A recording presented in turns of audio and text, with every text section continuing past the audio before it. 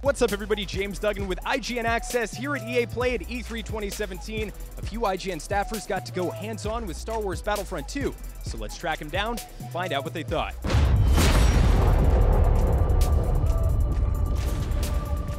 Impossible. All right, first impressions are, it felt like a story-oriented single-player Battlefront game, which is what I wanted out of the first game. Just even in the 10-minute demo, there were a number of cutscenes. So I take that as a good sign that story is really going to be at the heart of this. It's got me optimistic for the rest of the campaign, for sure. This is definitely a Star Wars game, which I think is really important to say because it's not just a game that feels like there's Star Wars things in it. Like, this is a Star Wars story.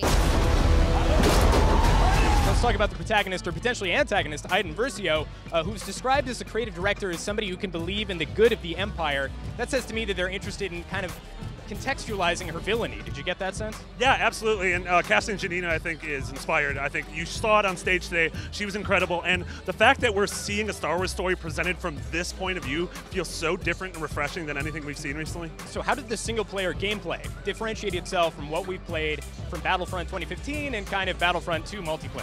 Yeah, so Battlefront's always been fast and frantic, but it's sort of these moment-to-moment things that you forget about. Whereas with this, going through that mission as Iden and seeing her mow down rebellion troops felt weird. It felt like we're doing something wrong and we shouldn't be doing this. That's something really cool that I really want to see the game explore more. Finally, was there anything that really surprised you about your time?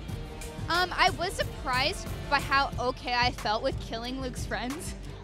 Which is like really bad, but because the tone is captured well and I think it's really well written, that I think it's going to be a really interesting experience to see how the Empire is crumbling while the Rebels are rising. I will say I was very pleasantly surprised that the faces and animation looked amazing. It would appear from this slice there is no need to worry about a Mass Effect face situation with Star Wars Battlefront 2, for what it's worth.